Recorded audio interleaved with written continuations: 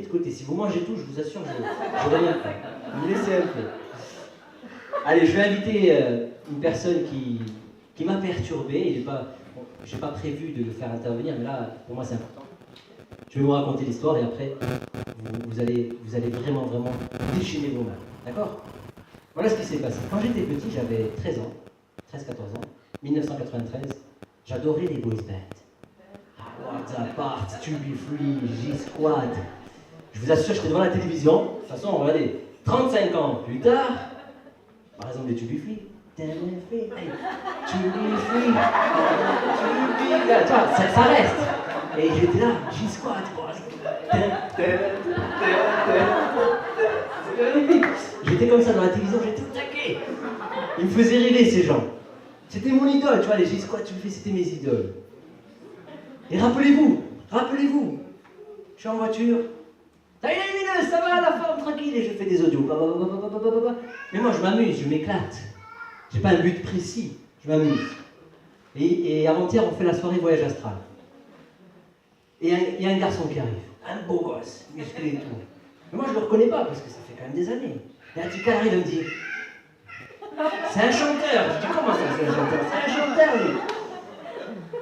Je dis, mais c'est un chanteur, et je vais le voir. Je dis, dis-moi, toi, t'es un chanteur, toi? Ah, je suis un chanteur. Je dis, qu'est-ce que tu fais? Il m'a dit, j'ai chanté en 1993. C'est bon, c'est rien, c'est passé. Je dis, mais tu fais quoi exactement? Il me dit, tu te rappelles des boys bands? Et là, ça fait. Je dis, qui c'est? Je regarde bien, mais rien à faire, j'arrive pas.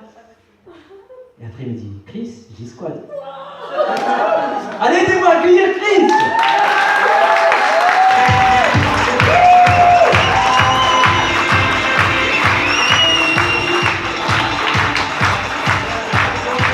C'est extraordinaire. C'est extraordinaire. Je le suivais à la télé, j'étais chaud patate. Et qu'est-ce qu'il me dit? Mais qu'est-ce qu'il me dit? C'est ce qu'il me dit qui me tue. Je vais me battre avec lui, il n'y a pas moyen, t'es prêt? Ah, c'est chaud. Il me dit quoi? Il me dit, t'es mon idole. Je dis, mais c'est toi mon idole! Non, c'est toi! Bagarre. Extraordinaire. Bon, qu'est-ce qui t'amène ici, Chris? Et qu'est-ce que tu penses de cette association?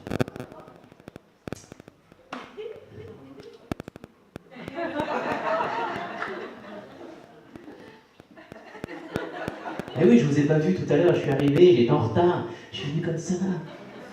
Là, je peux bien vous voir. Je vais essayer d'être court, parce qu'en général, je parle beaucoup, donc faut me jeter quand je parle trop. Je suis venu, je connais Sam depuis très peu de temps. En fait, je suis tombé, vous savez, sur YouTube, c'est très bien fait, vous êtes intéressé, par exemple, vous kiffez, je sais pas pourquoi, les canards ou les lapins, et puis de fil en aiguille, vous vous retrouvez à regarder des vidéos sur des avions, et puis c'est passé comme ça, il y avait des lapins dans un avion, et puis du coup vous kiffez les lapins, enfin bon bref, vous aimez un truc, et puis YouTube vous emmène autre part. Et donc moi j'ai toujours aimé les sorties de corps depuis que j'ai l'âge de 14 ans, je sais pas, ça m'a toujours fasciné, j'ai fait toutes les techniques possibles et imaginables. Je suis un cancre d'ailleurs, hein, j'ai jamais pratiquement réussi à en faire une correcte, je suis très nul. Et puis je tombe sur une vidéo de Sam le mec, alors j'étais en voiture avec d'autres mecs de boys band, c'était Franck et To Be Free à la Théo, on partait en concert, parce que on a un autre boys band, on part en concert et puis je suis là avec mon casque et j'entends un gars qui parle, salut les mineuses, tac tac. Déjà avant tout, calme-toi, je t'aime déjà.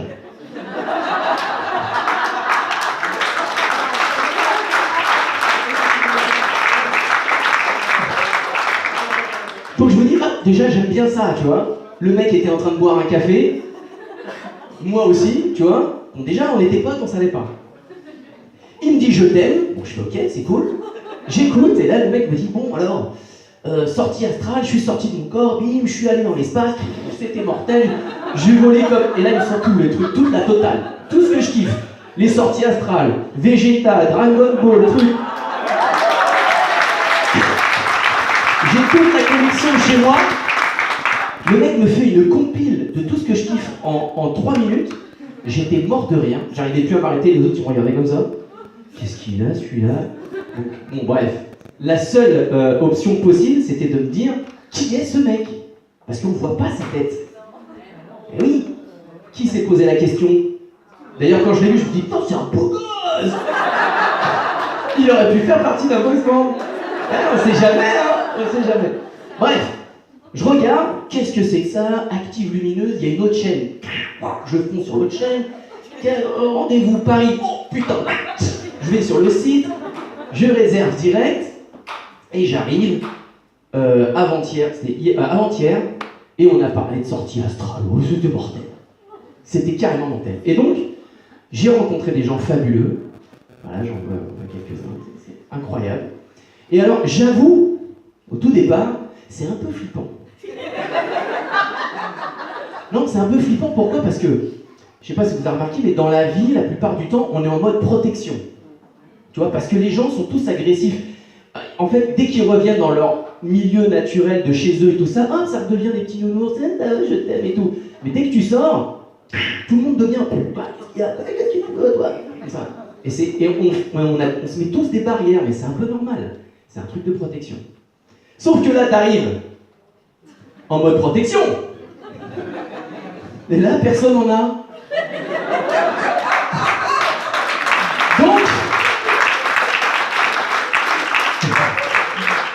Donc tu te retrouves comme un con, toi tout seul avec tes protections de merde. Et donc tu te dis, bah c'est pas la peine de flipper, en fait tout le monde est gentil, c'est cool. Alors je pense pas qu'il y ait un loup caché derrière, hein. Fausse, j'ai pas de protection et en fait il en faut une, non, pas du tout. C'est-à-dire on voit vraiment la sincérité des gens dans leurs yeux, dans leurs actes, dans leurs... Vous savez, moi, je reconnais, je suis très sensible aux gens, à leur regard et tout ça. Et un petit détail je vais pas dire que je fais des délits de sa gueule ou quoi, ou de trucs, mais bon bref, pour moi quelqu'un qui va se balader, il va foutre son papier par terre, qu'on n'a rien à foutre, bah, je le mets dans une case directe. Ce mec-là, c'est pas un mec avec qui j'ai envie de parler. Parce que quelque part, c'est pas que c'est trop tard, mais j'ai vu des mecs sortir leur papier de leur voiture, je suis allé les voir et donc qu'est-ce que tu fais? Tu t'es cru où là? Moi c'est la terre de mes enfants là, que t'es en train de salir. Pour lui, c'est mort. Ben quoi, qu'est-ce que tu veux, toi? Qu'est-ce qu'il y a? Pour lui, protection à mort, laisse tomber. Du coup, moi aussi, et c'est mort. Bon, bref, je parle pas trop, t'inquiète. Et donc, du coup, c'est vrai que moi, j'ai toujours eu du mal à dire je t'aime. C'est un truc pas facile à dire. Et on a même du mal à le dire à des gens de sa propre famille. Pourtant qu'on aime folie, hein. Mais je sais pas, il y a un truc difficile à dire. On a beaucoup plus de facilité à dire « Oh, lui, c'est un connard !» plutôt que dire « Toi, je t'aime ». C'est vrai. Et ben moi, je vais vous dire « Je vous aime », alors que je vous connais pas. Donc, c'est un kiff. Alors, merci beaucoup, Chris. Et là, en avant-première, hein, parce qu'on est deux bonhommes. T'es un bonhomme ou pas? Ah, j'en sais rien, je pense. Hein, t'es un bonhomme. Ben, tu sais quoi, Chris? Je t'aime. Voilà, c'est fait. Bon, calme-toi quand même, hein. Merci Chris, merci beaucoup. Applaudissements. C'est extraordinaire la vie. Et vous savez les amis, ce que j'ai ressenti quand j'étais petit, que je dansais avec Chris, moi je le connaissais par cœur, lui et tous les autres, là, ils étaient 4, avec les Chubby-Free. Vous imaginez ou quoi, quand il découvre la chaîne, il y avait Franck des Chubby-Free à côté. Tu lui montreras la vidéo, tu dis Franck, Vite Vodao, j'étais un fan. Lui, Adèle et Philippe, on les imitait pendant 4 ans. On était même les champions de notre région de l'imitation des Chubby-Free. C'est sincère ce que je vous dis là. Si vous venez chez moi, vous allez voir. On marchait dans la rue, les filles, elles étaient à Chubby-Free. Alors c'était pas nous, c'était... Voilà, mais c'est génial. C'est génial. C'est extraordinaire, je me rends compte. Regardez bien, je me rends compte que je vais rencontrer Franck. Je vais rencontrer Franck bientôt. Vous voyez le truc? Parce que c'est son copain. Ça, il faut que vous percutez là-dessus. Comment j'ai fait pour en arriver là?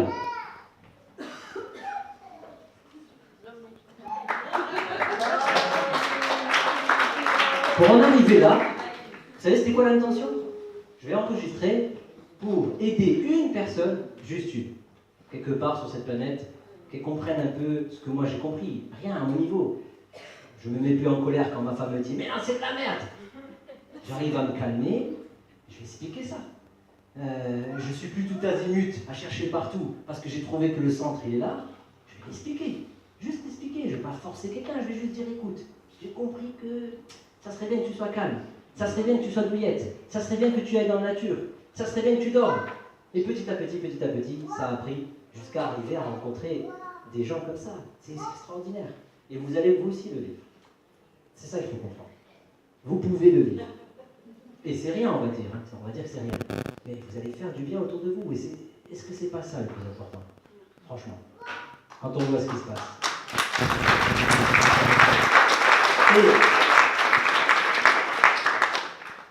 Et si vous pensez que vous n'êtes pas à la hauteur pour le faire seul, Active Lumineuse est là. Tellement simple. Une association qui est là juste pour vous dire allez, bouge de les fesses un peu, bouge, fais quelque chose pour les autres. C'est tout. Voilà, c'est ça, l'association c'est ça. Et je pense que vous voyez à travers les projets qu'on est en train de mettre en place que ces choses fonctionnent. Tout doucement. Je vous rappelle, au cas où, qu'on a démarré il y a 5 mois, 6 mois. Allez. Vous voyez ce qu'il y a en 6 mois? La décision était prise. Alors, dans 5 ans, vous savez ce qui va se passer dans 5 ans? La personne qui est assise là, sentez vos fesses. Sentez.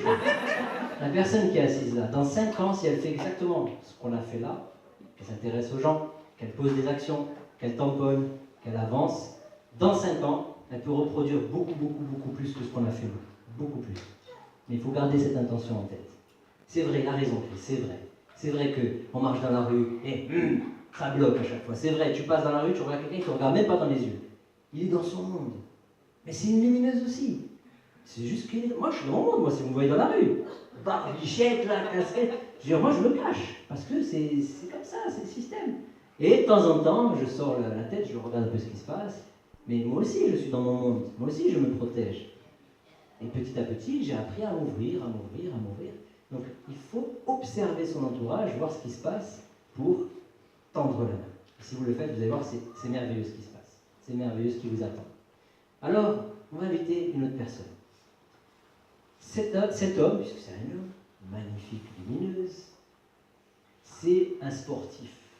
Bon, il n'y a que des sportifs ici d'ailleurs, ça c'est bien. Et il me dit mon rêve.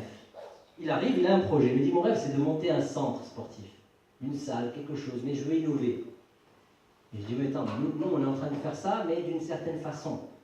Là, regardez bien, l'union des forces. Je lui parle de village lumineux, il me parle de sport. Qu'est-ce qu'on fait? Eh bien, on associe. Village lumineux sportif. Alors aidez-moi à accueillir notre ami Pierre Alain.